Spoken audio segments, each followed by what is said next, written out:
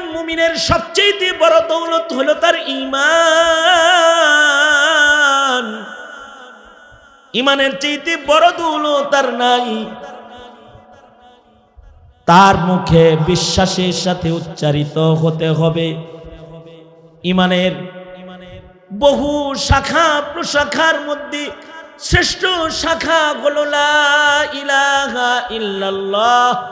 আল ঈমানু বিজউন ওয়া সাবউনা শুবাতান আলাহা লা ইলাহা ইল্লাল্লাহ। একটা মুমিনের কণ্ঠে উচ্চারিত হবে লা ইলাহা ইল্লাল্লাহ, নাই কোনো মাবুদ একমাত্র কে। আরো জোরে আওয়াজ করে বলেন একমাত্র কে? রব কি? কয়জন? আরো জোরে বলেন কয়জন? রব কয়জন? মালিক কয়জন? খোদা কয়জন? কুল হুয়াল্লাহু আহাদ কয়জন? একজন। তিনি আছে কিন্তু তাকে আমি দেখি না। তাকে মানা যায়, তার বিশ্বাস রেখে মুমিন হইতে হয়, কিন্তু চর্ম চোখ দিয়া দুনিয়াতে তাকে দেখা যায় না। তাসদীক বিল্লাহ বিজামি সিফাতিহি, আল্লাহ পাকের সকল সিফাতের উপরে ঈমান। নাস্তিকদের দাবি হলো যা দেখি না তা মানি না, কবরের আযাব দেখি না মানি না, জান্নাত জাহান্নাম দেখি না মানি না, আল্লাহকে যেহেতু দেখি না, দেখা যেহেতু যায় না তাই মানি না। এটা হলো নাস্তিকদের হালত। আল্লাহকে দেখা যায় না কিন্তু আল্লাহকে মানতে হয়, আল্লাহ বিশ্বাস করতে হয়। আল্লাযীনা ইউমিনুনা বিল গায়ব, না দেখে বিশ্বাস করার নামই ঈমান। দেখা যায় না কিন্তু বলতে হয় আছেন আল্লাহ, কিন্তু আমি দেখতেছি না, আমার চর্ম চোখে তাকে আমি দেখি না। যদি আপনি এই ঈমানটা ছেলেটারে না শিখান, ওর কাছে ঈমান হিফাজত হয়ে যাবে কঠিন এক বস্তু। ও নাস্তিকদের মতো চিন্তা ভাবনার জগতে পড়ে যাবে। দেখা যেহেতু যায় না তাইলে মনে হয় নাই। আমার এক বন্ধু এক জানাজায় গেছে, জানাজার থেকে এসে কানবার লাগছে। আমি বললাম কান্দো কেরে? কান্দি প্রজন্মের ঈমান নষ্ট হয়ে জন্য কান্দি। না জানি আমার সন্তান, আমার নাতি পুতি, আমার রক্তের মানুষের ঈমানের কি হবে। কি জন্য কান্দো? কয় কান্দি জানাজায় গেলাম, জানাজা পড়াইতে, মাইয়েতের ছেলে মাইয়েতের নাতি বিদেশ থেকে বাবার জানাজা পড়তে ছেলে আসছে, নিজের সন্তান বিদেশ থেকে দাদারে শেষ দেখা দেখানোর জন্য নিয়ে আইছে। আমি জানাজার নামাজটা কেবল শেষ করেছি, এবার লাশটাকে গুরুস্থানে নিয়ে যাবে এমন সময় এই শিশু বাচ্চা দাদার দিকে তাকায়া তার বাবাকে প্রশ্ন করতেছে, আব্বা এখন কি দাদার লাশ আগুন দিয়া পোড়াইবা নাকি? এখন কি দাদার লাশ আগুন দিয়া পোড়াইবা? এটা হলো প্রশ্ন। কি প্রশ্ন করেছে? বাচ্চা তার পিতাকে প্রশ্ন করেছে, এখন কি দাদার লাশ আগুনে পোড়াইবা? তার মানে হলো কমিনা এক মুসলমানে তার ছেলেরে এতটুকুন ঈমান শিখায় নাই যে মুসলমান মরার পরে পুড়ে না তাকে জান্নাতের ঘরে ঢুকায়, এটা শিখায় নাই। এই ঠিক কিনা?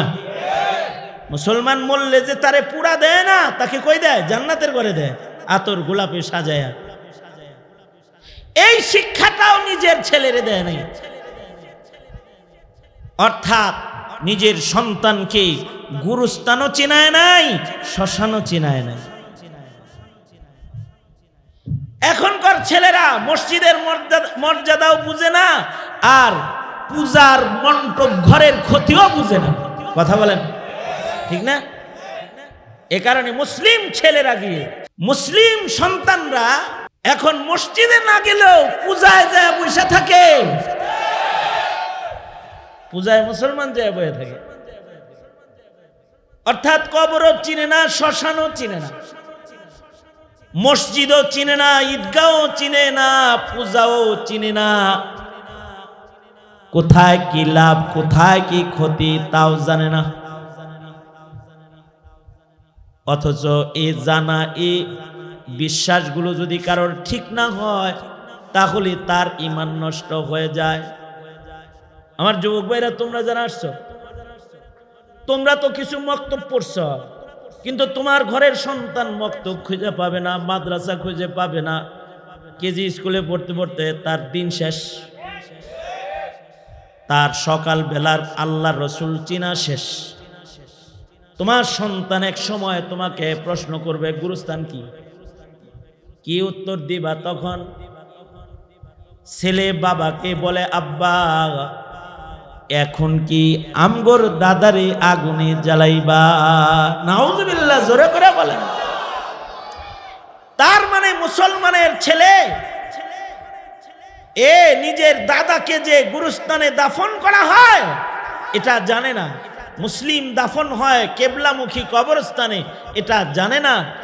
এইটা না শিখলেও হিন্দি ছবি দেখতে দেখতে আর হিন্দুদের লাশ পুরানোর অভিনয় দেখে দেখে সে চিনে ফেলেছে মরার পরে একদল মানুষ সে আগুনে পুরানো হয়। এই পৃথিবীটা আমাদের থাকার জায়গা না, আমাদের সকলের মৃত্যু হবে এবং এই পৃথিবী ছেড়ে আমাদের যেতে হবে। মৃত্যুর পরে মানুষের ঠিকানা দুইটা, কেউ আল্লাহর জান্নাতে চলে যাবে, কেউ দোজকের আগুনে নিক্ষিপ্ত হয়ে যাবে। বরজখ থেকেই দুইটা হালত, কবরের জগৎ থেকেই দুই অবস্থা। কবর হয়তো জান্নাতের বাগান হবে অথবা দোজকের খণ্ড হবে। কেউ দুনিয়াতে থাকে নাই, ক্ষমতা দিয়ে থাকা যায় না। যদি থাকা যেত তাহলে ফেরাউন, নমরুদ, সাদ্দাত থাকতে পারত। টাকা দিয়েও থাকা যায় না, কারুন থাকতে পারত। আল্লাহর সাথে সম্পর্ক গভীর হইলেও দুনিয়ায় চিরস্থায়ী হওয়া যায় না। দুনিয়ায় যদি স্রষ্টার সাথে সম্পর্ক গভীর হলেও থাকা যাইত, দুনিয়া যদি থাকার জায়গা হতো, তাহলে মুহাম্মাদুর রাসূলুল্লাহ সাল্লাল্লাহু আলাইহি ওয়াসাল্লামের সম্পর্ক আল্লাহর সাথে সবচেয়ে গভীর। আর পৃথিবীর সব মানুষের চেষ্টা প্রচেষ্টায় যদি কাউকে রাখা যেত, তাহলে সর্বোচ্চ কোরবানি দিয়া সাহাবীরা নবীজিকে রেখে দিত। অর্থাৎ এই পৃথিবী থাকার না, মরণ হবে, যাইতে হবে দুনিয়া ছেড়ে। মরার পরে দুই অবস্থা, মরার পরে একদল আল্লাহর জান্নাতে চলে যাবে, আর একদল দোজখী হয়ে কবর জগতে চলে যাবে। হাসরের ময়দানেও দুই অবস্থা। বিচারের পরে একদল স্থায়ী জান্নাতি হবে, আর একদল স্থায়ীভাবে দোজখের আগুনে নিক্ষিপ্ত হবে। যদি কেউ জান্নাতে যেতে চায় তাইলে তার দুইটা সম্বল লাগবে। একটা সম্বলের নাম হলো ঈমান। এক নাম্বার সম্বল ঈমান। ঈমানের সর্বনিম্ন হালত যার থাকবে, অর্থাৎ যে সারা জীবনে বিশ্বাসের সাথে একবার মুখে উচ্চারণ করবে লা ইলাহা ইল্লাল্লাহ, আর কোনো সম্বল তার নাই, এইটুক আছে, তো সেও এক সময় আল্লাহর বন্ধু হিসেবে আল্লাহর জান্নাতে জায়গা পেয়ে যাবে। একেবারে সর্বনিম্ন ঈমান, একবার কালমা পড়ছে খালি। এ কারণে আল্লাহর রাসূল নিজের চাচাকে একবার এই কালিমাটা পড়ানোর চেষ্টা করছেন, যে বলছেন চাচা একবার বলেন লা ইলাহা ইল্লাল্লাহ, বলেন লা ইলাহা ইল্লাল্লাহ, লা ইলাহা ইল্লাল্লাহ, এটা একবার বলতে বলছেন। এবং এটাও বলছেন যদি আপনি একবারও বলেন লা ইলাহা ইল্লাল্লাহ আশফাউ বিহা, আমি কালিমা পড়লেই আপনার ব্যাপারে আল্লাহর কাছে সুপারিশ করব, আপনাকে যেন আল্লাহ তাআলা জান্নাত দিয়ে দেয়। উহাজ্জু বিকা বিহা, আমি আল্লাহর সাথে বিবাদ করব, বাড়াবাড়ি করব, জোরাজোরি করব আপনাকে জান্নাতে নেওয়ার জন্য, একবার বললে। কিন্তু আবু তালিব একবার বলে না। অর্থাৎ দুনিয়াতে একদল মানুষ আছে যারা স্রষ্টা বিশ্বাস করে, তারা বলে মুখে লা ইলাহা ইল্লাল্লাহ, লা ইলাহা ইল্লাল্লাহ। আর একদল আছে বলে না, তারা বহুত্ববাদ বিশ্বাস করে, ৩৩ কোটি দেবতার গোলামি করে, এক আল্লাহ বিশ্বাসী না, মুখে লা ইলাহা ইল্লাল্লাহ বলে না। তারা যারা লা ইলাহা ইল্লাল্লাহ একবারও বলবে না, এরা বিনা হিসাব স্থায়ীভাবে চিরস্থায়ী জাহান্নামে। আশ্চর্য বিষয় হলো,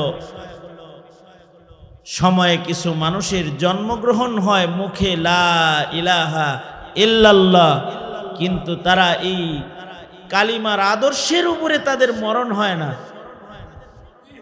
এরাও মৃত্যুর আগে ঈমান হারায় মরে যায়। যদি কেউ ঈমান হারায় মরে যায়, তাইলেও সে ঈমানদার হয়ে জন্ম নেওয়ার পরেও মরণের সময় ঈমান না থাকার কারণে বিনা হিসাব চিরস্থায়ী জাহান্নামে। 17 কোটি মুসলমান মুমিনের দেশে অসংখ্য অগণিত কুফরি শক্তি আছে, যারা আমাদের সন্তানদের কালিমার আদর্শ থেকে সরায়া মারবার চায়। বহুত আছে, তারা চায় না যে আমার প্রজন্মের, আমার সন্তানদের মৃত্যু ঈমানের উপরে হোক, এটা তারা চায় না। তারা আমাদের সন্তানদেরকে শিখাইতে চায় যে রব নাই, নাস্তিক্যবাদ জামানার সবচেয়ে বড় ফিতনা এখন এটা। আমাদের ছেলেদেরকে বুঝায় আল্লাহ নাই, আল্লাহ নাই, নাউজুবিল্লাহ বলেন। আল্লাহ আছে না নাই? জোরে আওয়াজ করে বলেন। কয়জন আছে না নাই? আওয়াজ করে বলেন লা ইলাহা ইল্লাল্লাহ। এতটুকুন আওয়াজ আল্লাহর নামে দেন যাতে অন্যান্য আওয়াজ দূর হয়ে যায়। বলেন লা ইলাহা ইল্লাল্লাহ, লা ইলাহা ইল্লাল্লাহ। আমাদের সন্তানদের এই বিশ্বাস নষ্ট করার জন্য অনেক আছে। নাস্তিকরা আমাদের সন্তানদের আল্লাহ বিশ্বাস, রসুল বিশ্বাস, কবর বিশ্বাস, হাসর বিশ্বাস, মিজানের পালার হিসাব নিকাশ বিশ্বাস, বিচারের বিশ্বাস, জান্নাত জাহান্নামের বিশ্বাস, এগুলো নষ্ট করবার চায়। এগুলো নষ্ট করাও লাগে না। এখন শিক্ষা সিলেবাস এত দুর্বল করেছে, ধর্ম শিক্ষার ব্যবস্থাপনা এত কমজোর যে এখন সন্তানরা দিনী শিক্ষার অভাবে এই বিশ্বাসগুলো তাদের অটো নষ্ট হয়ে যায়। আমার এক বন্ধু এক জানাজায় গেছে, জানাজার থেকে এসে কানবার লাগছে, আমি বললাম কান্দো কেরে? কান্দি প্রজন্মের ইমান নষ্ট হয়ে জন্যে কান্দি। না জানি আমার সন্তান, আমার নাতি পুতি, আমার রক্তের মানুষের ইমানের কি হবে। কি জন্য কান্দো? কয় কান্দি জানাজায় গেলাম, জানাজা পড়াইতে, মাইয়েতের ছেলে মাইয়েতের নাতি বিদেশ থেকে বাবার জানাজা পড়তে ছেলে আসছে, নিজের সন্তান বিদেশ থেকে দাদারে শেষ দেখা দেখানোর জন্য নিয়ে আইছে।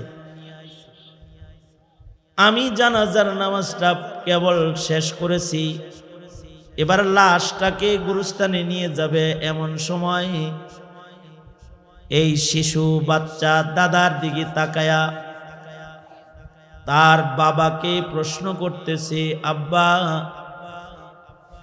এখন কি দাদার লাশ আগুন দিয়া পোড়াইবা নাকি? এখন কি দাদার লাশ আগুন দিয়া পোড়াইবা? এইটা হলো প্রশ্ন। বসো বসো, তোমার সাথে মুসাফা করবো, বসো বসো, যায় না, বসো। এখন কি দাদার লাশ আগুন দিয়ে পোড়াইবা? এটা হলো প্রশ্ন। তার মানে হলো, দোনো হাত উপরে তোলেন, নাড়াচাড়া দেন, জবান খুলে বলেন আল্লাহু আকবার, হাত নামান, আবার হাত তোলেন, আবার নামান। এবার এই দিকে খেয়াল করেন, কি প্রশ্ন করেছে? বাচ্চা তার পিতাকে প্রশ্ন করেছে, এখন কি দাদার লাশ আগুনে পুড়াইবা? তার মানে হলো কমিনা এক মুসলমানে তার ছেলেরে এতটুকু ইমান শিখায় নাই যে মুসলমান মরার পরে পুড়ে না তাকে জান্নাতের ঘরে ঢোকায়, এটা শিখায় নাই। এই ঠিক কিনা? মুসলমান মরলে যে তারে পুরা দেয় না, তাকে কই দেয়? জান্নাতের ঘরে দেয়, আতর গোলাপে সাজায়া। এই শিক্ষাটাও নিজের ছেলেরে দেয় নাই। অর্থাৎ নিজের সন্তানকে গুরুস্থানও চিনায় নাই, শ্মশানও চিনায় নাই। এখনকার ছেলেরা মসজিদের মর্যাদাও বুঝে না, আর পূজার মণ্ডপ ঘরের ক্ষতিও বুঝে না। কথা বলেন ঠিক না? এ কারণে মুসলিম ছেলেরা গিয়ে, মুসলিম সন্তানরা এখন মসজিদে না গেলেও পূজায় যায় বসে থাকে। পূজায় মুসলমান যায় বসে থাকে, অর্থাৎ কবরও চিনে না, শ্মশানও চিনে না, মসজিদও চিনে না, ঈদগাহও চিনে না, পূজাও চিনে না। কোথায় কি লাভ, কোথায় কি ক্ষতি তাও জানে না। অথচ এই জানা, এই বিশ্বাসগুলো যদি কারোর ঠিক না হয় তাহলে তার ঈমান নষ্ট হয়ে যায়। আমার যুবক ভাইরা, তোমরা যারা আসছো, তোমরা তো কিছু মক্তব পড়ছ, কিন্তু তোমার ঘরের সন্তান মক্তব খুঁজে পাবে না, মাদ্রাসা খুঁজে পাবে না। কেজি স্কুলে পড়তে পড়তে তার দিন শেষ, তার সকাল বেলার আল্লাহ রসুল চিনা শেষ। তোমার সন্তান এক সময় তোমাকে প্রশ্ন করবে গুরুস্থান কি? কি উত্তর দিবা তখন? ছেলে বাবাকে বলে, আব্বা এখন কি আমগর দাদারে আগুনে জ্বালাইবা? নাউজুবিল্লাহ, জোরে করে বলেন। তার মানে মুসলমানের ছেলে নিজের দাদাকে যে গুরুস্থানে দাফন করা হয় এটা জানে না। মুসলিম দাফন হয় কেবলামুখী কবরস্থানে, এটা জানে না। এইটা না শিখলেও হিন্দি ছবি দেখতে দেখতে আর হিন্দুদের লাশ পুরানোর অভিনয় দেখে দেখে সে চিনে ফেলেছে মরার পরে একদল মানুষ সে আগুনে পুরানো হয়। এটা বুঝা ফেলাইছে ঠিকই। 16 বছর ধরে আওয়ামী লীগ এই জাতিকে গৌমাতা চিনায়েছে, কিন্তু রাসূল চিনায় নাই। যারা রাসূল চিনাবে, যারা ইমানের কথা বলবে, যারা ধর্মের কথা বলবে, যারা ইসলামের কথা বলবে, তাদেরকে জেলখানায় আটকে রেখে মামলা মুকদ্দমা দিয়ে তাদের অস্থিরতা করে নাস্তিকদেরকে সংসদে বসায় দেশ পরিচালনা করে দেশের শিক্ষা নীতিকে পরিবর্তন করে শিক্ষা সিলেবাসকে ধর্ম শূন্য করে মুসলমান সন্তানগুলোকে নাস্তিক বানায় ফেলেছে, নাস্তিক বানায় ফেলেছে। আগে গোটা দেশে নাস্তিক ছিল একটা, দুইটা, তিনটা, আর এখন গ্রামে গঞ্জেও নাস্তিকের বাজার আর মেলা পাওয়া যায়।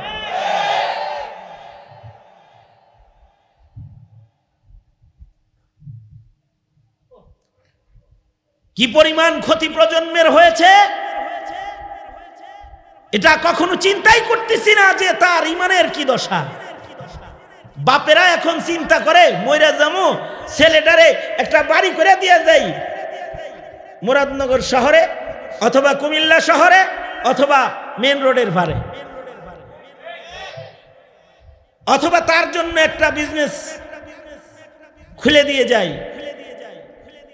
যা করে দিয়ে গেলেন, যা খুলে দিয়ে গেলেন, এটা দিয়ে দুনিয়ায় খাবে, কিন্তু তার কবর পার পাবে আর হাসর পার পাবে। এটা চিন্তা যদি না করেন তাইলে আপনি মুসলমানের পিতা হতে পারেন না, আপনি মুসলমান সন্তানের পিতা আপনি না।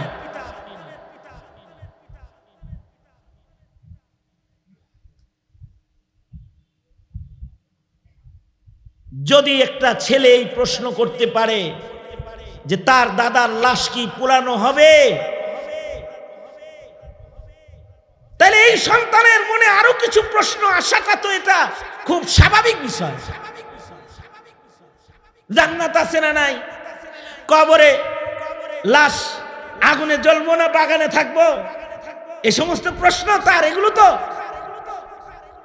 কমন প্রশ্ন তার ভেতরে আসতে থাকবে। এক সময় যদি তার ভেতরে এটাও এসে যায় প্রশ্ন যে রব যেহেতু দেখি না তাইলে মনে হয় আল্লাহ নাই, তাইলে তো তার ঈমান নষ্ট।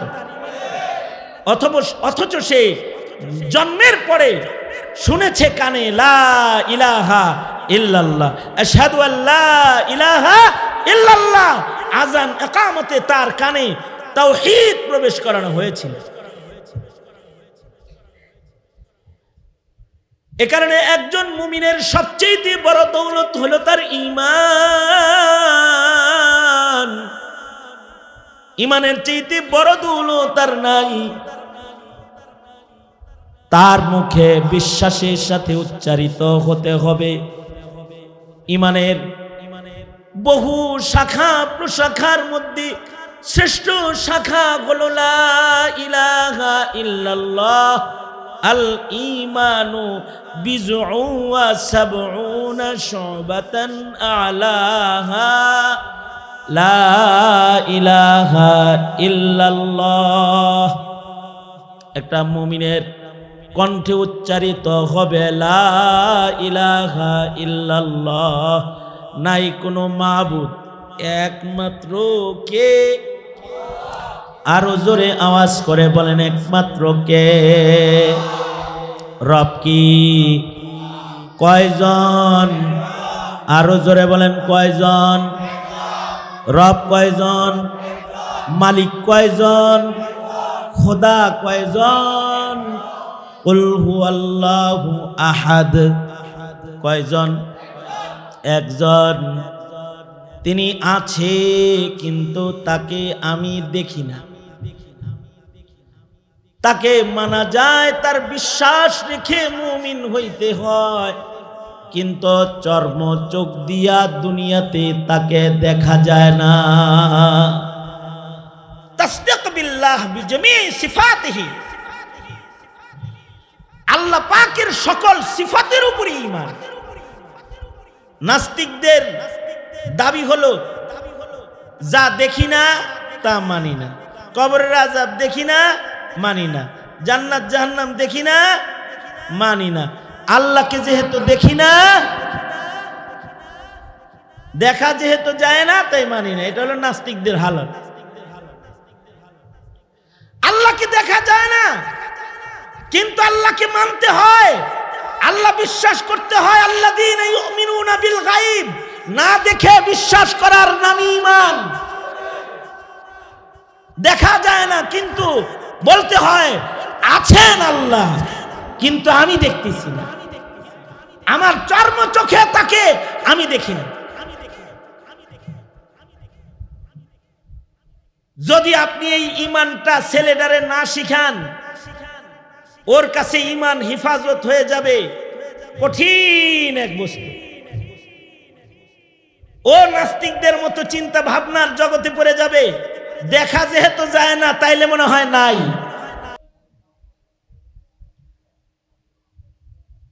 যদি এমন প্রশ্নে পড়ে যায় তাহলে ওর ঈমান নষ্ট।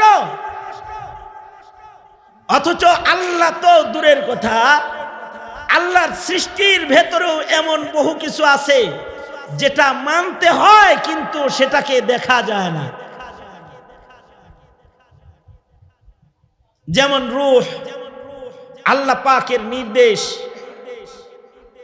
রূহ মানতে হয় কিন্তু রূহকে ধরা যায় না, দেখা যায় না। হাওয়া, হাওয়া বাতাস, বাতাস আছে মানতে হয় কিন্তু বাতাসে চোখে দেখা, জোরে আওয়াজ করে বলেন, চোখে দেখা যায় না। বাতাসের কালার কি? লাল, নীল না হলুদ? কয় হাত লম্বা, কয় হাত চওড়া হবে, মাথাটা কোন জায়গায় হবে, পাওটা কই হবে, দেখা যায় না। কিন্তু বাতাস, হাওয়া আছে না নাই? যদি বলেন এই বাইরে বাতাস আসেনি দেখতো, জানলা খুলে কয় এক ফোঁটা বাতাস নাই। কেমনে বুঝলি বাতাস নাই? কয় গাছের পাতাও নড়ে চড়ে না, গাছের একটা পাতাও কি করে না, নড়ে চড়ে না। আবার মায় বলছে যা সুলাইমান যা 1 কেজি লবণ লয়ে গা। সুলাইমান কয় না মা, বাইরে যাওয়ার কায়দা নাই, বাইরে গেলে আমারে উড়ায় লয়ে যাইব। তোরে কি উড়ায় নিব? কয় বাতাসে নিব। প্রবল বাতাস বাইরে আছে। বুঝলি কেমনে? কয় জানালা দিয়ে দেখছি গাছ ভাঙে উড়ায় লয়ে যেতেছে, ঝড় হইতেছে। গাছ ভাঙ্গা দেখে বুঝলা বাতাস আছে, পাতা নড়ে না দেখে বুঝো বাতাস নাই। তোমার মহান মালিক, মহান আল্লাহর সৃষ্টির কুদরতের দিকে তাকায় কি কখনো একটু চিন্তা করলা না তোমার রব আছে না নাই? কেন চিন্তা করলা না এটা? ইমাম বুখারী রাহমাতুল্লাহি আলাইহি বুখারী শরীফের ভেতরে তরজমাতুল বাব কায়েম করেছেন, অফি আনফুসিকুম আফালা তুবসিরুন। রব খুঁজতে আকাশেও যাইতে হইব না, জমিনেও ঘুরতে হইব না, তুমি নিজের দেহের দিকে তাকাও, তাতেও স্রষ্টা পাওয়া যাইবা। মুখে উচ্চারিত হবে লা ইলাহা ইল্লাল্লাহ, কারণ এমন কিছু দেহে ঘটতেছে, চলতেছে যেটা মানুষের দ্বারা সম্ভব না। অটো অটো চলে না, কেউ একজন আছে তিনি করেন, যিনি করেন তাকে দেখা যাচ্ছে না, কিন্তু তিনি হলেন কে? জোরে আওয়াজ করে বলেন, তিনি কে? খাদ্যথলি আর খাদ্যনালী আর শ্বাসনালী, ইমাম বুখারী বলেন দুইটা ছিদ্রকে এক জায়গায় রাখছে। বাতাসের জায়গা দিয়ে বাতাস ঢুকতেছে, খাবারের জায়গা দিয়ে খাবার ঢুকতেছে। খালি এদিকে তাকাইলেই বোঝা যায় এটি কেউ করতেছে। যদি 1 সেকেন্ডের জন্য একটু ভেজাল হয় তাহলে জীবন যাত্রা নষ্ট হয়ে যায়।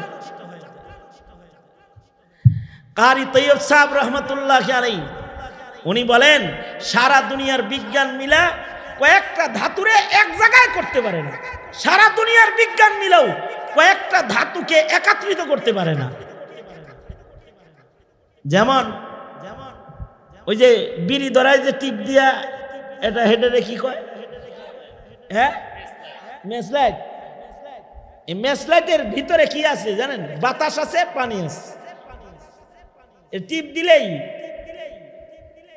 তরল একটি গ্যাস পানির ধাক্কায়, গ্যাসের ধাক্কায়, পানির ধাক্কায়, গ্যাসের ধাক্কায় এ তরল পানিটা উপরে বের হয়। আর গ্যাস জ্বলতে থাকে। বিজ্ঞান তো এই মেসের ভিতরে দুইটা ঢুকাইছে, বাতাস ঢুকাইছে আর হাওয়া ঢুকাইছে। এখন কেউ যদি এটার ভিতরে একটু আগুনও ঢুকায় দিয়া কয় আপনাকে হাত দিয়ে দিলাম পকেটে রাখেন, এটার ভিতরে যদি একটু আগুনও ঢুকায়, মনে করেন এটার ভিতরে বাতাস আছে পানি আছে, সাথে দিছি একটু কি আগুন দিয়া কইলো নেন ফ্রি দিলাম রাখেন, পকেটে রাখবেন তো? স্যার হয়েছেন রাখবেন? কি লেগে রাখবেন না? কারণ এই তিনটে একসাথে থাকবো না, কি হইব? বাড়িতে বাড়িতে এখন এলপি সিলিন্ডার আছে, এলপি গ্যাস সিলিন্ডার। এই সিলিন্ডারের ভেতরে পানি আর বাতাস আছে, কিন্তু আগুনটা জ্বলে হইলো দূরে চুলার ভিতরে। কোনো কারণে যদি চুলার আগুন পাইপ হইয়া সিলিন্ডারের মাথায় আসে, তাতেও তো ঘরে সবাই থাকবো, থাকবো তো? জোরে আওয়াজ করে কন্যা কেড়ে, কারণ তখন আর ওটা সিলিন্ডার হবে না, ওটা ছোটখাটো একটা কি হইব?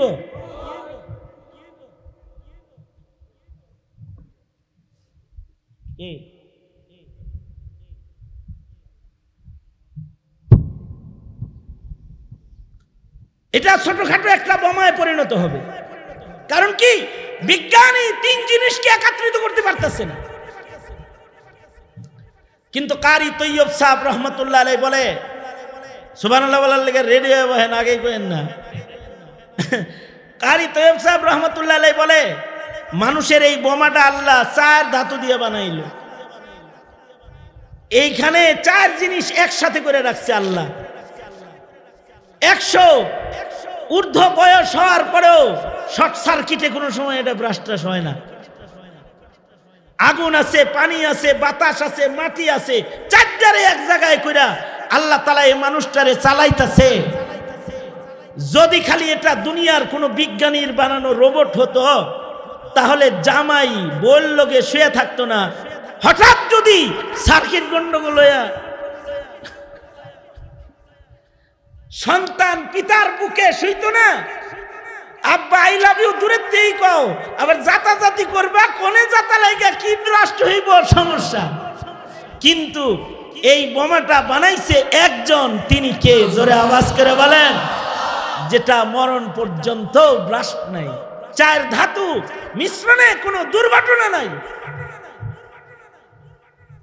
অফি আনফুসিকুম আফালা তুবসিরুন, অফি আনফুসিকুম আফালা তুবসিরুন।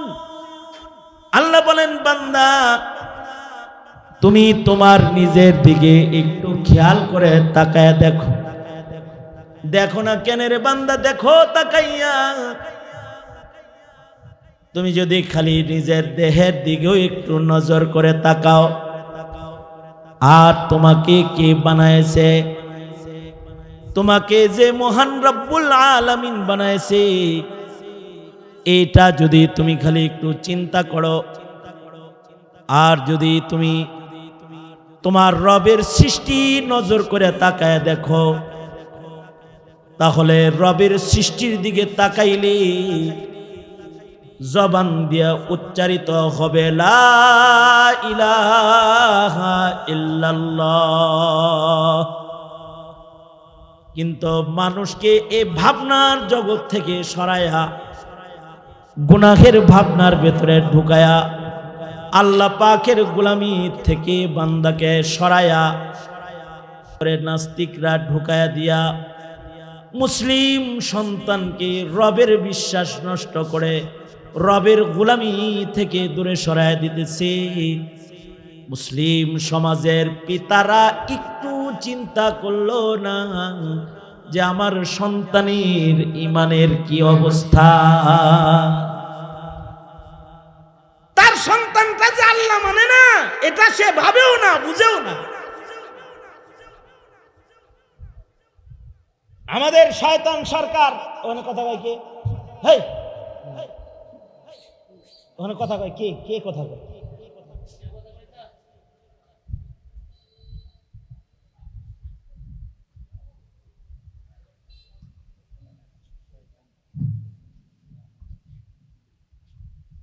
আমার সরলতার কারণে আমি সব জায়গায় যাই।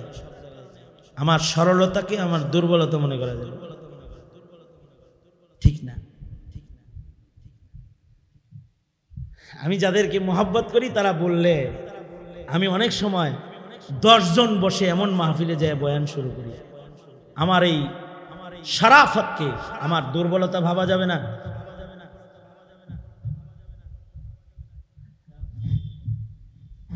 মুহতারাম হাজিরিন,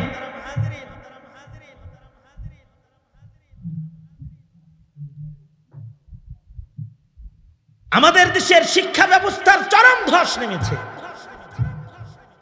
যেমন আমাদের দেশের শিক্ষা সিলেবাসে শয়তান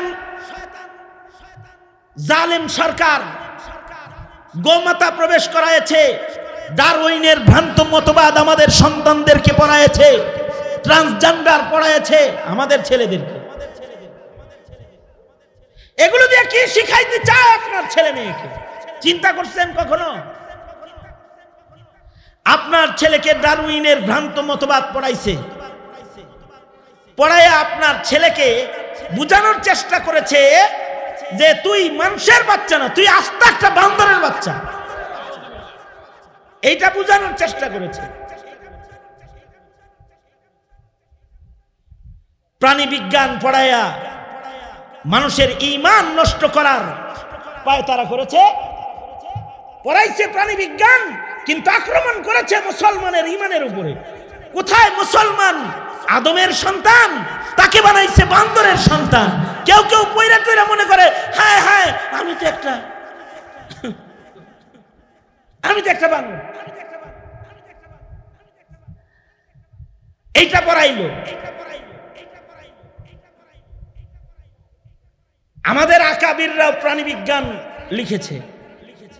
কামালউদ্দিন দমিরি রহমতুল্লাহ আলাইহি প্রাণী বিজ্ঞানের উপরে কিতাব লিখেছেন। হায়াতুল হাইওয়ান, প্রাণীর বৈশিষ্ট্য মানুষের কাছে পেশ করেছেন। বিভিন্ন প্রাণীর বৈশিষ্ট্য মানুষের কাছে পেশ করেছেন কামালউদ্দিন দমিরি রহমতুল্লাহ আলাইহি।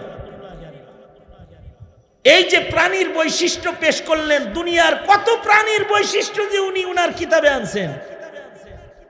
প্রাণী সম্পর্কে যে মানুষকে জ্ঞান দিলেন, এই জ্ঞানটা উনি বৈচিত্র্যময় সৃষ্টি আল্লাহ পাকের, এটা মানুষের সামনে তুলে ধরে উনি আল্লাহ পাকের কুদরত মানুষের সামনে সুস্পষ্ট করে মানুষদেরকে প্রাণী বিজ্ঞান পড়াইবার মাধ্যমে আল্লাহ চেনানোর ব্যবস্থা করেছেন।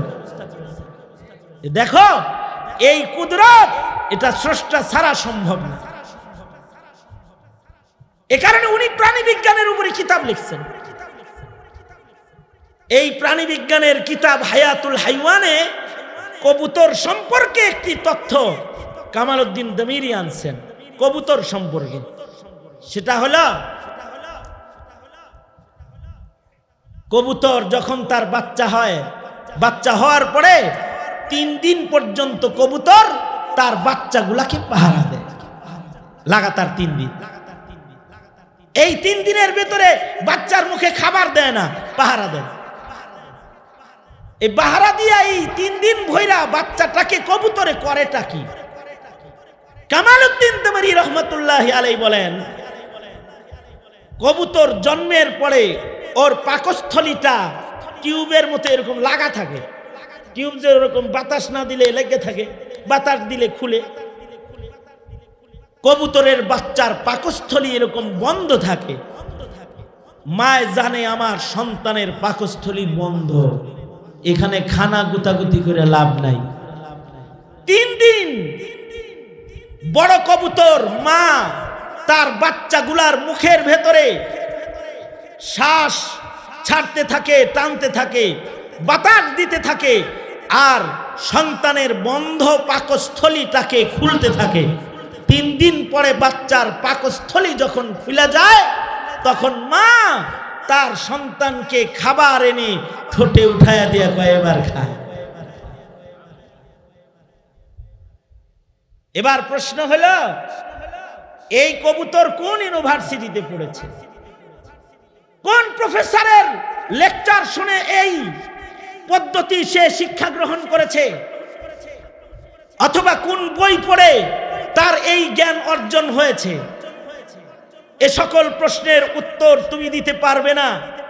যদি দিতে যাও তাহলে তোমার মুখে উচ্চারিত হবে কবুতরকেও এমন এক রব তিনি সৃষ্টি করে, তিনি নিজেই শিক্ষক হয়ে এই কবুতরকে তার ছাত্র বানায়, তাকে তিনি কিছু ইলম তিনি দান করেছেন, যেই ইলম তার কাছে আসার কারণে কোন ধরনের আলট্রাসোনোগ্রাম ছাড়াই কবুতর জেনে ফেলেছে তার বাচ্চার পাকস্থলীটা বন্ধ আছে, এটাকে ফু দিয়া বাতাস দিয়ে দিয়ে এটাকে খুলতে হবে, না খুললে ও খাবার খাইতে পারবে না। এই শিক্ষা পর্দার আড়াল থেকে নিজেকে না দেখায়া যিনি কবুতরকে দিয়েছেন তিনি আর কেউ নয়, তিনি আমার মালিক আল্লাহ।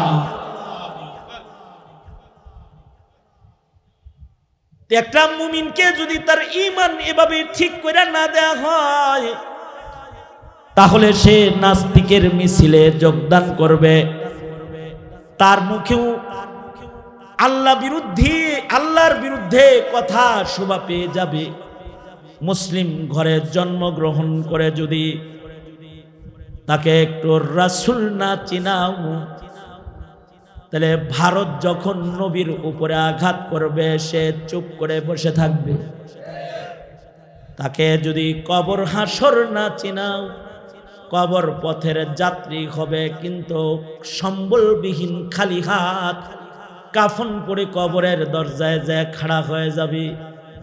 তাকে যদি আখিরাত আর বিচার আর কাহার আর জালাল মালিকের আদালত না চিনাও, ইয়াউমুল হাসার যদি বান্দাকে না চিনাও, তোমার সন্তানকে না বুঝাও, ভাইরি মুসলিম হিসাবে সন্তান শুমারিতে উঠায়া দিলাম, কিন্তু ইমান না শিখায়া বেঈমানের পথে উঠায়া দিয়া গেলা। হাসরের কঠিন ময়দানে কিন্তু রবের আদালতে তোমার মতো অভিভাবক হিসাব দেওয়া ছাড়া এক কদম সামনে বাড়তে পারবা না। আর জাতিকে এই ইমানের এই শিক্ষাগুলোই দেয় হলো উম্মতের উলামায়ে কেরাম। কখনো মিম্বরে বসে, কখনো মাইকের সামনে বসে, কখনো হাতে ধরে, কখনো বুকে জড়ায়া প্রজন্মের ঈমানকে তারা ঠিক করে।